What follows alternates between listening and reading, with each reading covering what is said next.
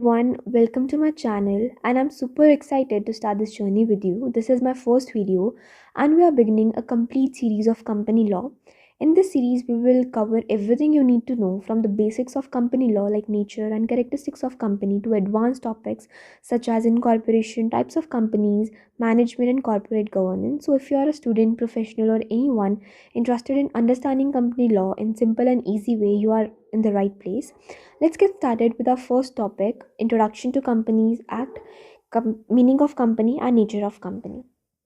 So let's start with the first topic, Introduction to the Companies Act 2013। इसके अंदर हमारे 470 sections हैं, 29 chapters हैं और 7 शेड्यूल्स हैं।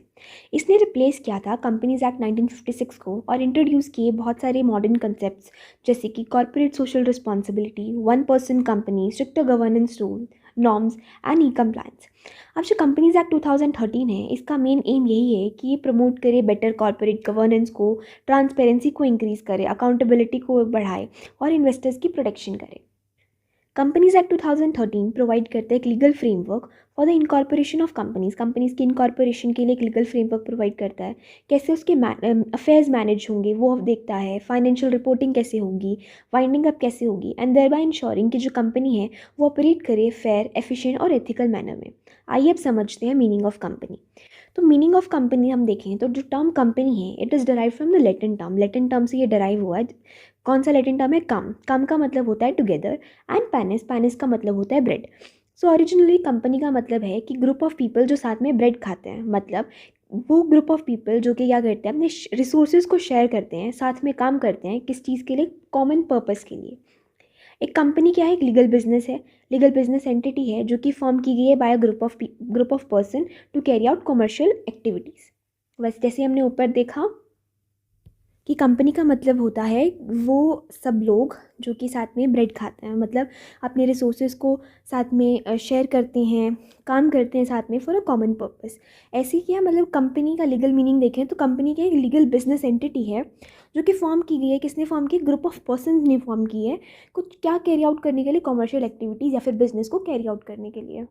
अब कंपनी की लीगल डेफिनेशन देखें तो section 2 clause 20 of the companies act 2013 हमें बताता है वो सारी कंपनी क्या है? कंपनी जो कि इनकॉर्पोरेट हुई है इस एक्ट के अंदर, मतलब कंपनी लॉ 2013 के अंदर या फिर कोई और प्रीवियस कंपनी लॉ के अंदर।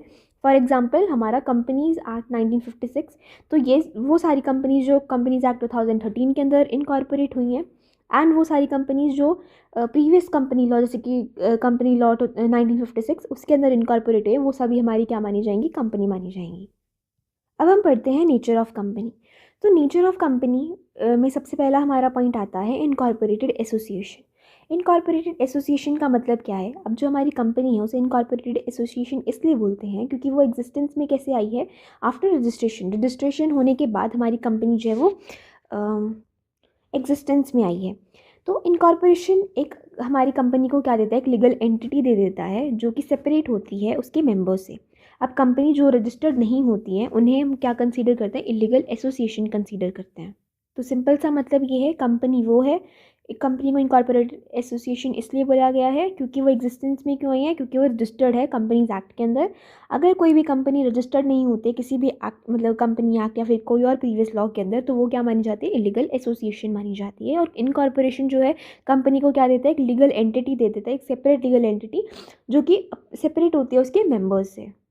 तो इसी से हमारा सेकंड पॉइंट आ जाता है सेपरेट लीगल एंटिटी। इसका मतलब ये है कि जो कंपनी है उसकी खुद की एक इंडिपेंडेंट लीगल एग्जिस्टेंस है जो कि डिस्टिंक्ट है, मतलब डिफरेंट है या फिर सेपरेटेड है उसके मेंबर्स से जो उसको कंपोज कर रहे हैं, जो मतलब शेयर होल्डर्स हैं, डायरेक्टर्स हैं, जिन्होंने वो कंपनी बनाई है, जो उस कंपनी के अंदर काम कर रहे हैं। कंपनी उन लोगों से क्या है? डिफरेंट है। वंस इनकॉर्पोरेटेड, एक बार जब ये कंपनी हमारी इनकॉर्पोरेट हो जाती है तो कंपनी क्या बन जाती है? आर्टिफिशियल पर्सन बन जाती है जो किसने बनाया? लॉ ने बनाई है, और इसको ट्रीट किया जाता है as a separate person for all legal purposes. तो इसका केस लॉ भी है Solomon versus Solomon and company limited, जिसके अंदर हमारा सेपरेट लीगल एंटिटी का प्रिंसिपल जो है वो इस्टेब्लिश किया गया था। इस केस लॉ को हम फर्दर वीडियोज़ के अंदर पढ़ेंगे।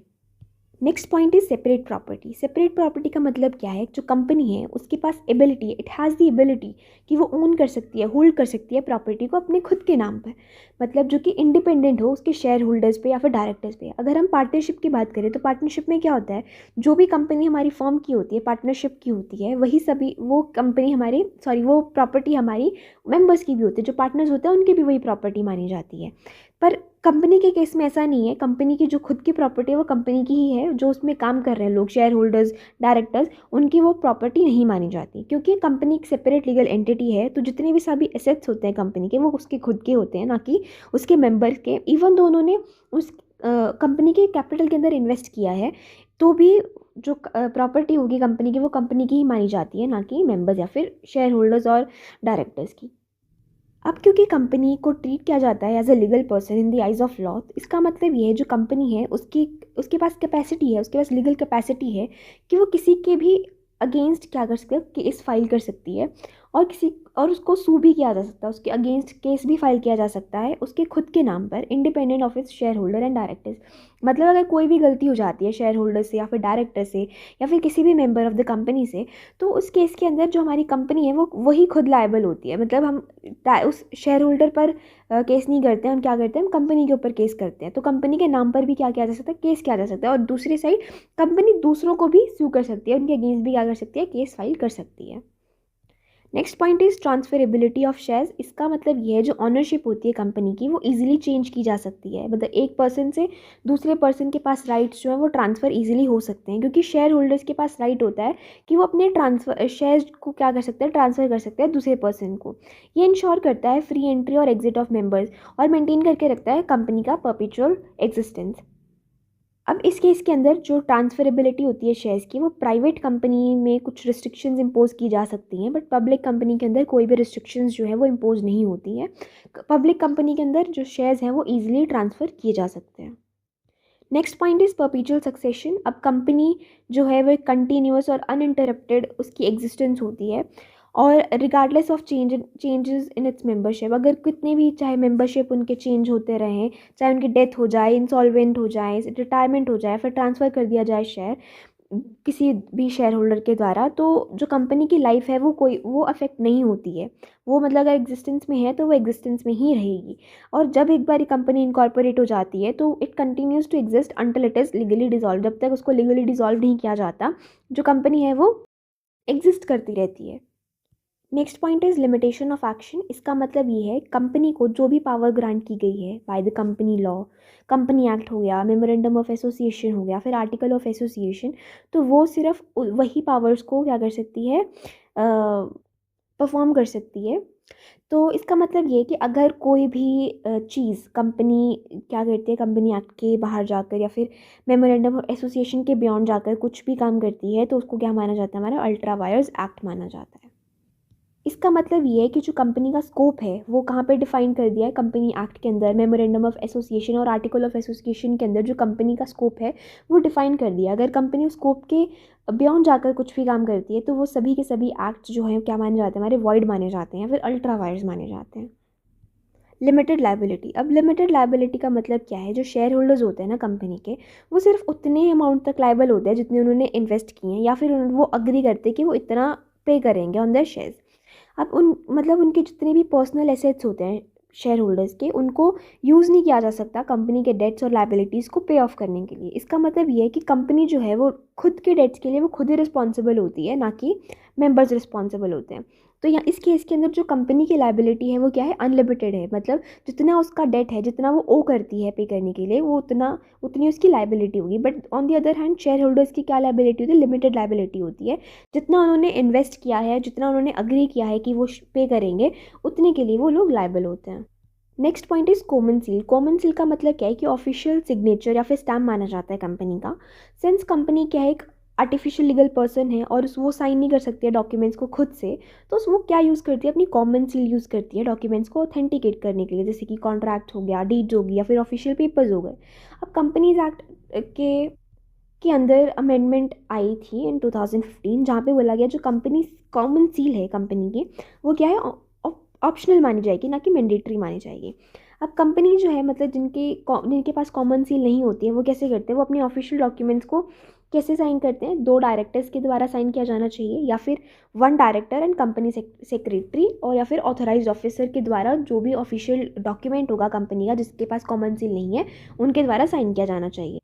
And the last point is winding up. इसका मतलब ये है कि लीगल प्रोसेस है। वाइंडिंग अप क्या होता है, एक लीगल प्रोसेस होता है जिसके थ्रू हमारी जो कंपनी की एग्जिस्टेंस है वो ख़त्म हो जाती है। अब जैसे इंडिविजुअल्स की डेथ हो जाती है, डेथ हो गई तो वो इंडिविजुअल ख़त्म। पर वैसे ही कंपनी जो है वो नहीं मरती है, इवन दो उसके जो मेंबर्स हैं उनकी डेथ हो जाए बट कंपनी हमारी क्या रहती है, एग्जिस्टेंस में रहती है। ये एंड कैसे होती है, एक प्रोसेस के थ्रू होती है जिसको हम बोलते हैं वाइंडिंग अप। वाइंडिंग अप क्या है, एक लीगल प्रोसेस है।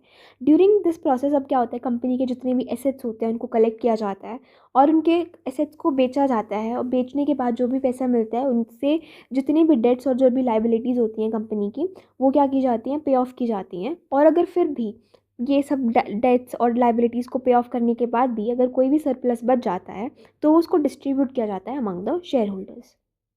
So these were the major natures of the company under the Companies Act 2013. Thank you so much for watching, and in the next video we will discuss the kinds of company in detail, and make sure you like, share and subscribe and press the bell icon so you don't miss the upcoming lessons. So bye bye, see you in the next class.